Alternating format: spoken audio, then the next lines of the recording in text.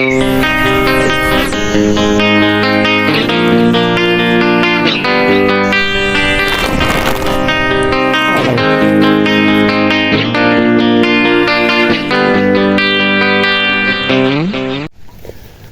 halo, assalamualaikum warahmatullahi wabarakatuh. Sahabat tani, kita jumpa lagi di Peri Dunia Tani. Ini kayak saya lagi berteduh dulu karena hujan ya. Sudah berhari-hari nggak ada hujan, tapi ini akhirnya datang hujan lagi. Kita mendapatkan pertanyaan dan request dari sahabat tani kita ya. Pak, pertanyaan begini, Pak. Kenapa tanaman kopi saya, Pak, berbuahnya kok di ujung-ujung ya? Berarti bisa dikategorikan di pucuk-pucuk ya. Biasanya kan setiap percabangan tanaman kopi biasa berbuah itu dari pertengahan sampai ke ujung. Nah, ini malah sebaliknya yang dialami oleh Bapak tersebut ya. Jadi di sini akan saya ulas, di sini akan saya jawab langsung melalui dari pengalaman saya sendiri ya. Nah, jadi ini bukan saya kutip ilmu dari asal-asalan, bukan dari orang ke orang, tapi langsung dari saya pribadi. Makanya saya berani mengangkat video ini. Semoga menolong dan terbantu. Oke. Mari kita akan jelaskan satu persatu masalahnya. Oke sahabat tani, masalah pertama yang pernah saya alami ya, yaitu pembelian bibit langsung melalui penyedia bibit sahabat tani. Artinya bibit itu tidak kita ambil sendiri, tidak kita semai sendiri, melainkan kita langsung beli. Jadi ada dua kategori ya, ada bibit polybag dan bibit cabutan. Nah, jadi yang menjadi pembahasan kita adalah sekarang bibit tersebut ya, bibit yang tersebut yang dijual itu apakah kita sudah tahu asal usulnya, atau yang kedua apakah kita sudah telusuri dasarnya, kan gitu ya. Nah, karena bibit unggul ini menentukan. Nah, jadi bibit ini menentukan keberhasilan kita. Jadi kalau bibitnya tidak unggul, sudah pasti hasilnya tidak unggul. Tapi kalau bibitnya unggul, sudah pasti hasilnya lebih unggul. Nah, begitu sahabat tani. Nah, jadi sering sekali petani kopi seperti kita ini ya, apalagi kalau pemula yang belum tahu ya, waspadai. Nah, jadi saran saya kalau bibit lebih baiknya dipetik sendiri, disemai sendiri, atau dipesan kepada penyedia yang sudah kita kenal ya, artinya sudah populer, sudah terjamin dan tidak diragukan lagi ya, itu tidak ada masalah. Itu masalah pertama sahabat tani. Yang kedua apa Pak? Yang kedua adalah faktor masalah pemangkasan sahabat tani. Nah, apakah pemangkasan kopi Arabica sama Robusta itu sama Pak? Ya sama sebenarnya, sama tapi ada sedikit perbedaan ya. Masalah jadwal pemangkasan bagaimana Pak? Nah, jangan salah kaprah ya. Pemangkasan kopi ini tergantung dari kopi itu sendiri, karena ada juga tanaman kopi ini kan kalau sudah kita lakukan pemangkasan, pengambilan wiwilan ya, semua sudah kita atasi, lalu kita beri pupuk, sudah pasti lebih cepat tumbuh ya sahabat tani. Makanya banyak sahabat tani kita bertanya ke saya, Pak, sebenarnya dalam setahun berapa kali sih Pak pemangkasan? Tidak menentu, tergantung dari kopinya sahabat tani. Nah, ini cara gampang sahabat tani ya, daripada kita muluk-muluk, daripada ngomong ke sana kemari tidak karuan ya. Dan yang ada nanti kalau menurut saya rasa nanti sahabat tani pusing sendiri. Nah, jadi saya ambillah satu titik konsep, yaitu kapan tunasnya panjang diambil saja, dipangkas saja. Nah, jadi ini nanti saya bahas juga nanti masalah yang masih banyak orang keliru ya. Satu, apa arti pangkas berat?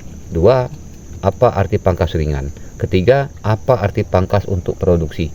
Keempat, apa arti pangkas untuk khusus pemerahan buah atau untuk khusus panen buah? Dan yang terakhir, apa tuh pemangkasan tentang pengambilan ranting-ranting kering. Jadi banyak sebenarnya sahabat tani pemangkasan ini. Kita kembali ke konsep kita tadi sahabat tani tentang masalah buah yang tumbuh di ujung ya. Apa hubungannya Pak? Kok bisa buahnya di ujung Pak? Pertama begini, pemangkasan di saat pembungaan kopi dilakukan dengan salah. Artinya apa? Mungkin kalau petani pemula kayak kita ya, seperti kita nengok di video-video siapapun ya, kita tengok wah diambil saja, pokoknya keluar tunas, keluar wilayah, ambil saja gitu.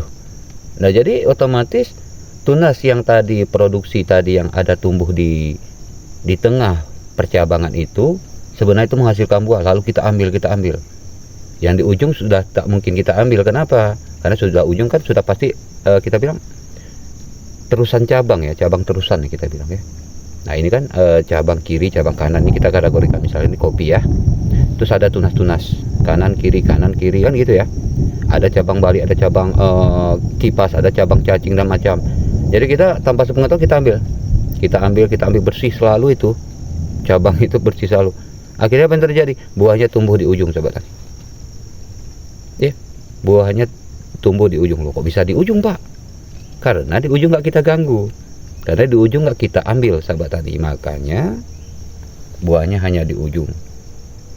Nah, loh Pak, tapi di konten-konten orang saya tengok kok mereka ngambilnya begitu semua. Jangan salah, sahabat tani. Lihat tahunnya, berapa tahun dan berapa usia tanaman kopi tersebut, sahabat tani. Ya, jadi waktu kita melihat konten-konten pemangkasan, kita wajib simak betul-betul itu umur usia berapa, sahabat tani. Apa itu masih usia kopi muda atau memang sudah kopi kategori tua. Nah, jadi itu mesti dipahami. Makanya waktu kita menonton konten itu paling harus kita tahu itu usia berapa itu, supaya waktu kita meniru nanti tidak terjadi kesalahan fatal. Ya, ini kesalahan yang paling besar karena saya dulu juga pernah mengalami. Saya tonton konten orang, saya belajar ke penyuluh pertanian, ke lapangan langsung, sahabat tani. Tanpa saya pedulikan usianya berapa rupanya, sahabat tani. Nah, kopi saya itu berusia sangat muda. Rupanya waktu di lapangan itu untuk kopi yang sudah berumur 20 tahun ke atas. Akhirnya ya, libur saya setahun. Artinya buahnya tidak saya dapat banyak, sahabat tani. Itu penting, sahabat tani. Itu harap diperhatikan. Saya yakin banyak kesalahan petani pemula di situ. Nah, syukur untung saya terbuka. Artinya saya bagikan apa yang saya dapat, saya bagikan sepenuh-penuhnya, tidak ada kurang satu apapun, sahabat tani. Tujuannya apa? Supaya sahabat tani mudah memahami, mudah meniru dan praktik, sahabat tani. Nah, ya. Oke, sahabat tani, kita lanjut bahas dari sahabat kita tadi. Tapi lupa, saya sudah rajin, saya bersihkan, rumputnya sudah bersih ya. Lingkaran kopi pokoknya bersih, pokoknya sudah sebersih-bersihnya. Tapi kenapa kok buahnya masih di ujung? Apakah itu ada pengaruh dengan tanaman kopi tersebut? Jawabannya tidak terpengaruh, sahabat tani. Loh, dari mana tahu, Pak? Saya meneliti di kebun saya sendiri. Pernah kebun itu saya biarkan semak, sahabat tani. Semak sesemak-semaknya. Ya, tapi ya karena saya tahu trik pemangkasannya, ternyata masih berbuah banyak. Bagi kopi yang berusia muda, sahabat tani. Loh, jadi kopi tua apa nggak mau berbuah banyak? Mau, tetapi tidak maksimal. Kalau kita merawat tanaman kopi kita salah, meskipun kita pupuk tanaman kopi kita dengan unsur hara lengkap, entah itu pakai urea, poska, kurang lengkap pakai GPT, semprot ke daun, semprot khusus untuk pembuahan. Jika pemangkasannya salah, sahabat tani, sudah pasti nggak bakal keluar bunga dan sudah pasti buahnya tetap sedikit. Nah, itulah banyak sahabat tani kita masih menganggap remeh sebuah pemangkasan, ya. Karena kunci di tanaman kopi ini, sahabat tani, ini biar gampang, sahabat tani ya, untuk pemula ya. Konsepnya, sahabat tani, di semua percabangan kopi itu, tunas itu banyak yang berproduksi juga, sahabat tani.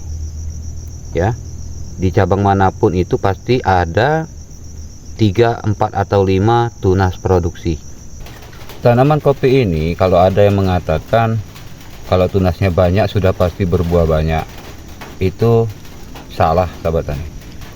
Justru tanaman kopi ini kalau tunasnya terlampau banyak, berharap buahnya banyak, justru yang ada buahnya sedikit, sahabat tani. Kalian udah pernah coba, Pak? Udah saya coba. Karena dulu saya sempat berpikir seperti itu, sahabat tani ya. Wah, ini kalau banyak tunas produksinya, ini kita pelihara banyak buahnya. Ternyata enggak, sahabat tani. Malahan ya, kita anggaplah ya, ini misalnya tunas di bagian atasnya berbuah semua, sahabat tani. Ya, sudah pasti di bawahnya gelap ya. Nah, sudah pasti di bawahnya gelap. Seandainya kita pelihara tunas di bagian bawah juga dengan harapan bisa berbuah. Apakah mungkin bisa berbuah, sahabat tani? Sedangkan di bawahnya itu kan gelap, sinar matahari tidak masuk, sirkulasi udara macet. Yang ada apa, sahabat tani? Timbullah penyakit. penyakit-penyakit seperti terkena lalat buah, ada juga yang buahnya masak cuma kuning ya, nggak bisa merah. Nah, itulah dia dasarnya kenapa tunas semakin banyak kita harap berbuah tadi, tunas produksi tadi, malah kejadiannya berbalik sahabat tani. Nah, itu makanya kalau konsepnya di tanaman kopi ini berbeda sahabat tani. Nanti di sesi berikutnya akan saya tunjukkan, akan saya buatkan, dan akan saya buktikan pada sahabat tani bahwa banyak tunas bukan berarti banyak buah.